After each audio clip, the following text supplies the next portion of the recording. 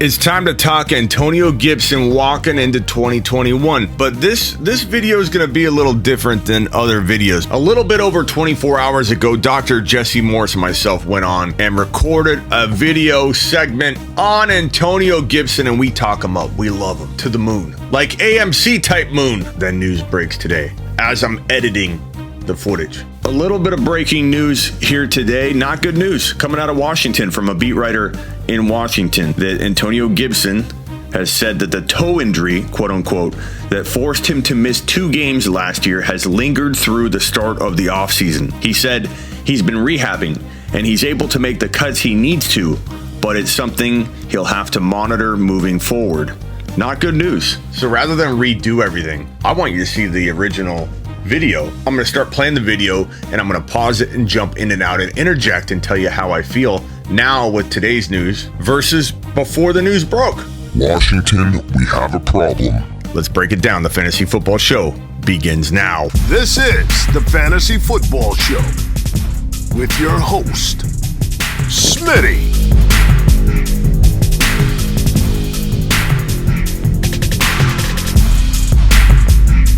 Top 5 running back. You're watching the Fantasy Football Show. I'm Smitty. Take a lap. This next guy, Gibson, is a very interesting case. The reason he's even on here, because I don't know that he has like a big injury concern. It's more so like predictive here. Like, this is a guy that had, I believe, 33 carries at the college level. I believe he had something around like 37 receptions at the college level. Literally in the 30s in both category. No real proven track record at all at wide receiver or running back. Comes into Washington, proves to be a potential workhorse, at least how we define Kamara as a workhorse. You know, an even load of both pass and run. The concern here is he doesn't have a proven track record to shoulder the abuse that a starting running back, you know, undertakes at the NFL level. So as mentioned at the top of the video, there's a problem. There's a problem. The toe has not completely healed, but Gibson's saying he can make cuts, but he's going to have to monitor it. Now, what do? I don't think we drop this guy out of the top 3 rounds, but we most certainly got to look at safer options now in that round 2 area. You've got A.J. Brown. You've got Justin Jefferson, who could be the number 1 wide receiver in fantasy football. You got to take guys like that could be the number 1 players at their position before you take Gibson. I don't think everybody needs to overreact to this news until we have more. Reacting is appropriate. I'll let the interview continue a little bit. Then I'm going to tell you what Dr. Jesse Morse said today versus what he's about to say right now. What concerns do you have about Gibson at all? Do you think he's worthy of a top 15 overall pick, which is about where you'll want to take him if you want to go running back in the 2nd round? And he's sitting there. What are your thoughts on Gibson? I would draft him over all but probably 7 running backs. Again, that was over 24 hours ago, well over. And this is what Dr. Jesse Morse said to me today, just a couple hours ago. I'm going to say that it is not too late for him to have surgery, and this injury is a very high risk for re-injury. So if he does not have surgery, I am quite concerned that he could easily re-injure it and miss several games in the 2021 season. So as it stands right now, I'm going to be fading Gibson. For me, Miles Sanders or Antonio Gibson. Give me Gibson. Mile by mile. How do I feel about that now? Do I still feel like Gibson is better than Miles Sanders by a mile? Maybe not a mile, but I still do, because Gibson falls into the 3rd round, and where I draft Sanders is not in the 3rd round. I don't care if Miles Sanders has the ability to become a 3rd rounder. I'm not spending 3rd round draft capital on Miles Sanders when I like Mahomes or Clyde Edwards-Helaire or CeeDee Lamb, who probably goes in the 4th round, but Lamb will climb into the 3rd round in August across the board. But I still feel, even with the risk, because it's not like Gibson's out right now. He's telling you he's gonna have to monitor it. He can still make the cuts he needs to make. He's not out for the year. There's no news breaking that says Gibson is out or Gibson is having surgery late and won't be ready for camp. We just know that it's still bothering him. And how many times have we seen this before in fantasy football where something like this comes out, literally 3 weeks later, a player says, yeah, I'm 100%. I'm not saying it'll play out that way. I'm saying we have to package in risk, but I'm not moving him down below Miles Sanders, who I think has all of the injury risk you don't want to begin with. And now a situation where Kenny Gainwell comes in and becomes a potential PPR threat. And I still don't trust the Eagles, even with a new coaching staff, that they're going to give Miles Sanders all the work. We don't know. I'm pumping the brakes on Miles Sanders. And even though I'm pumping the brakes just a little bit on Gibson, a little pitter patter, I'm not slamming on the brakes. I'm not. He's still a third rounder to me. Sanders is not. I'm ridiculously high on Eckler this year, so there's not many guys that would take over him, to be honest with you. Let's hit Eckler on the next show then, because that'll be a good one. Yeah, I love Eckler. There's so many things going for him this year, but so Eckler is. I would take Eckler over Gibson, but I would draft both. Put it that way. Now you start getting tricky. Swift. Mate. I would probably go for the offensive potential of Gibson, but there are a lot of factors into Swift that you like. I think Gibson has higher upside and maybe a higher floor. That's probably why I would lean him there. And again, the high ceiling and low floor is still there. There's new risk that we've introduced to the equation, but don't knock him down too far. And then you start, there's a lot of moving parts for the rest of the guys. There's a lot of fluff everywhere. I mean, Arizona, not really interested. Cam Akers, I don't know. Yeah. I mean, Gibson is 6'2", 220. Okay. That's not a little dude. To give you an idea, Michael Thomas, we're going to talk about in a minute, is 6'3", 212.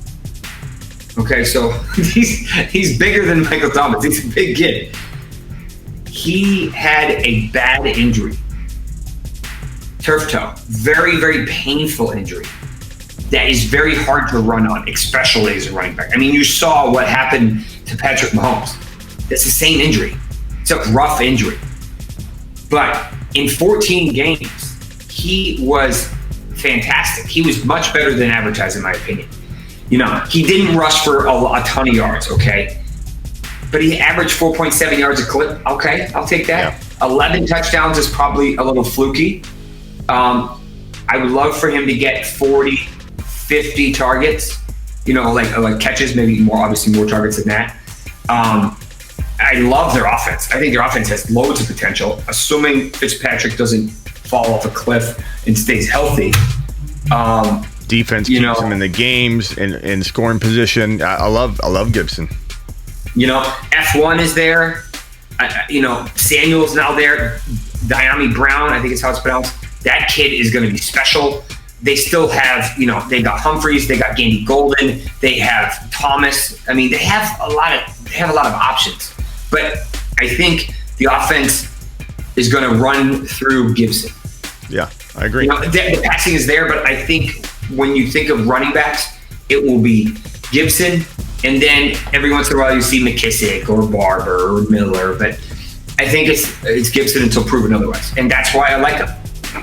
Okay. I'm not worried about injuries. Not worried about track record. I mean, we can't really predict anything. We don't know if he would held up in college if he used more. So, all right, next one's a real. So far, I haven't seen any red flags from what I've read. He doesn't have a whole lot of history, but that's okay. I don't mind history. He's an athlete, and he's talented, and we saw that last year. And they know how to use him, so they're not going to necessarily run him into the ground. He's going to get a good mix of run, pass, workload, spread out. And I think this is a good point, that Washington won't overwork him. So if he is struggling a little bit with recovering from this injury, which could linger a little bit into camp, and maybe he's healthy by week 1, we do know that if it does linger a little bit, he doesn't get overworked. So I have less concern of Gibson getting pushed to his limit and re-injuring the toe than I do other players. It's still a concern, but the volume and the way they use him could help protect him and support him and keep him healthy. So something to think about if we do hear, hey, he's getting better, almost 100%, roll him out there. The chance of getting hurt again, I feel, is lower given the way they use him. And when you pepper a guy with targets, you run him 10, 11 times here. That I'm not worried. He reminds me of Kamara. He really does. It's Kamara, Gibson. If you had to talk about that kind of running back, that's the order. And those are two running backs. Eckler's up there too. I think maybe he's a little smaller, but who? Eckler. I kind of get that same vibe, right? Yeah. We'll talk about that one. That'll be an interesting one on the next show. But let's see. ETN could also be that kind of player. In conclusion, I'm going to tell you, don't run away from Gibson in 2021. Don't reach for him either. I think reaching now appears to be in the second round. We need to accept that. We need to adjust and adapt and use the information we have to make smart decisions, not overreact and make over-exaggerated decisions. So I'm putting him right below Clyde Edwards-Helaire, who tends to get drafted right around 3.5. And for me, that's below all the guys that I think could be the number one wide receiver in fantasy football. I even throw Lamb above Gibson, Clyde, Najee Harris, Mahomes.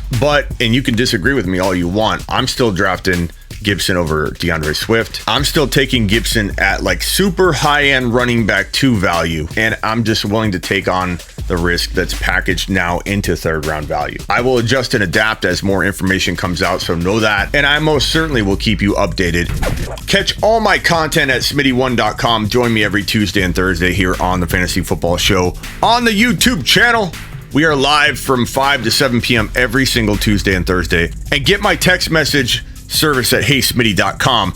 I'll text you. You and I can work on trade offers, whatever you want. Just get it at heysmitty.com. This is the Fantasy Football Show with your host, Smitty.